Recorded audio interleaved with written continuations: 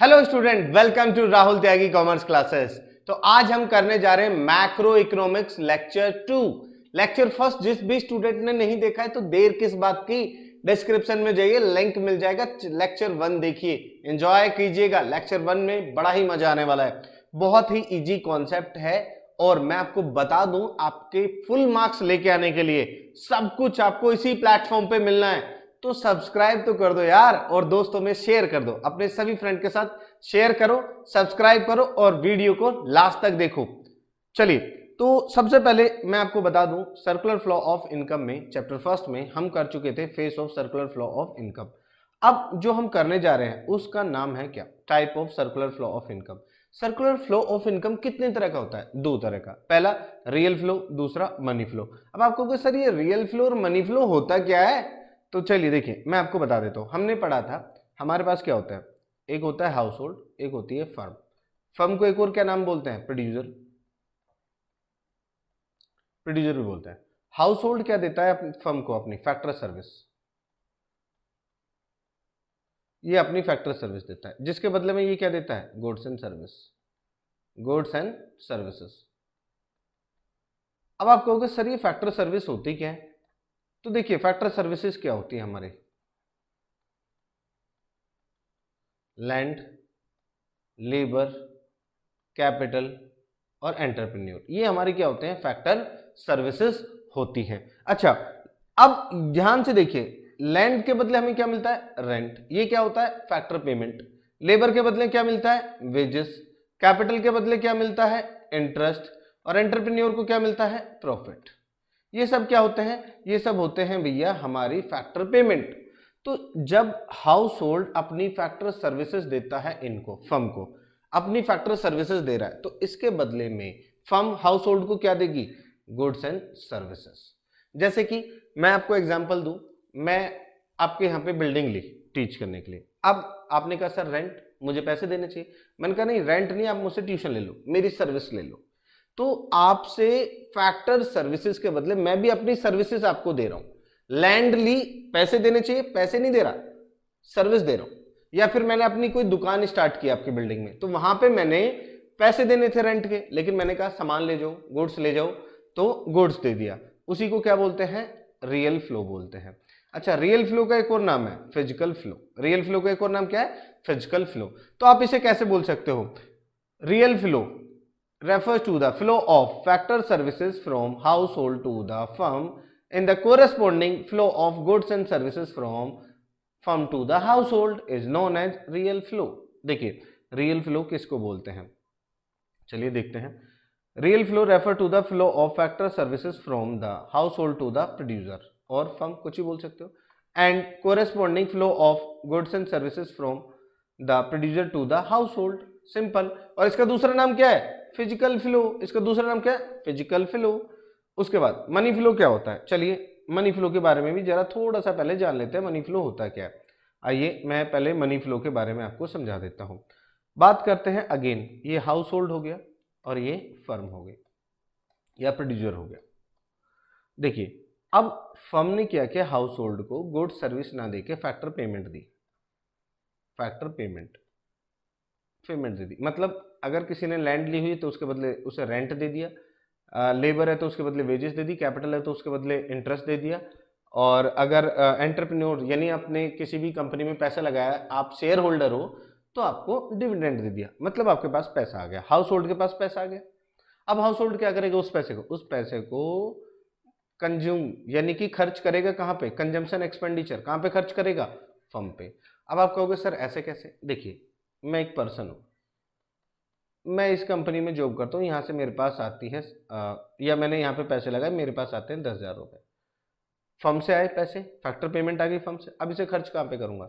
मैं सामान लेने गया, मान लो बिस्किट वगैरह लेने गया, ये भी एक फर्म ही है जो बिस्किट बना दी, इसको पैसे दे दिए, तो ये क्या हो गया? Consumption expenditure. पैसा किसके पास चला गया? फर्म के पास चला गया। तो इसीलिए इसे क्या बोलते हैं? सर्कुलर फ्लो ऑफ इनकम बोलते हैं। पैसा ऐसे आता जाता रहता है भैया। तो ये हो गया क्या? Money flow. मनी फ्लो का एक और नाम है क्या सर? यस, क्या नाम है sir? Nominal flow. Money flow का एक और नाम क्या है? Nominal flow. चलिए आइए देखते हैं जरा, ये हो गया आपके पास money flow. Money flow refer to the flow of factor payment from firm to the household for the factor services. In the corresponding flow of या फिर ऐसे बोल सकते हो कि household consumption expenditure on the goods and services produced by the firm. इसका एक और नाम क्या है? इसका एक और नाम है नॉमिनल फ्लो. ओके, तो ये हो गया हमारा टाइप कितने होते हैं? 2 होते हैं, रियल फ्लो और मनी फ्लो. पता है रियल फ्लो को एक और नाम देते हैं, बार्टर सिस्टम भी बोल सकते हैं इसे, और इसे क्या बोलते हैं? मनी फ्लो, मॉनेटरी सिस्टम बोलते हैं. इसे क्या बोलते हैं? Monetary system. ये देखिए इसका एक हो गया एग्जाम्पल. भैया एग्जाम्पल सेल्फ कीजिएगा, बिना एग्जाम्पल किए तो कुछ नहीं है, तो एग्जाम्पल कीजिएगा और ये एक बार लर्न कीजिएगा अच्छे से. ये मैं आपको देता हूं सेल्फ. आप सफलता तब तक नहीं प्राप्त कर सकते जब तक आप में असफल होने का साहस ना हो. देखिए जब आप किसी चीज से भी डरते हैं तो आप समझ लीजिए आप उस पर अपनी विजय कभी प्राप्ति नहीं कर सकते. अगर आप पढ़ने बैठने से डरते हैं तो आप अच्छे नंबर नहीं लेके आ सकते. चलिए अब आता है next, circular flow of income 2 sector model. Circular flow of income in 2 sector model में देखते हैं हम क्या करते हैं. देखिए यहाँ पे हमारे पास क्या आता है, सर्कुलर फ्लो ऑफ इनकम. देखिए एक हमारे पास फर्म हो गई, एक हमारे पास हाउस होल्ड हो गया. सबसे पहले क्या होता है, देखिए सबसे पहले ये देता है इसको अपनी फैक्टर सर्विसेज, ये अपनी फैक्टर सर्विसेज देता है, जिसके बदले में फर्म इसको क्या देती है? गुड्स एंड सर्विसेज देती है.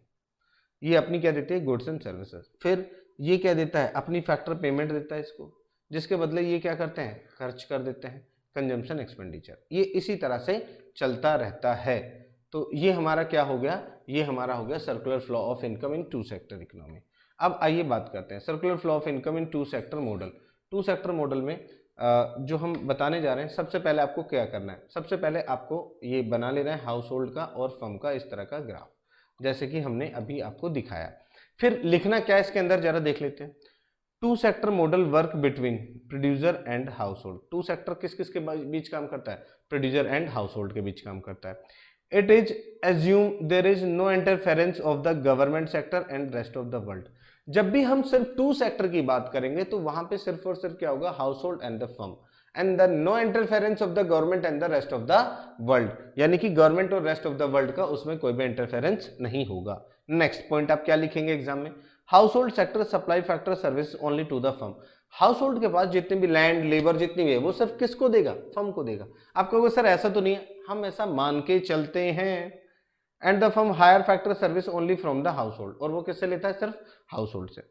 Firm produce goods and services and sell the entire output to the household. Firm जितना भी गुड्स बनाता है वो सिर्फ और सिर्फ किसको बेचेगा भैया? वो सारा का सारा किसको बेचेगा? वो सारा का सारा बेचेगा हाउस होल्ड को. वो कुछ नहीं रखेगा अपने पास, वो सब कुछ हाउस होल्ड को बेच देगा.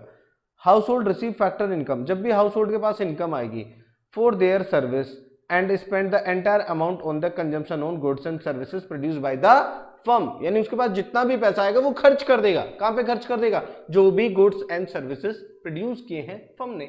तो ये हो गया हमारे पास क्या? Circular flow of income in 2 sector.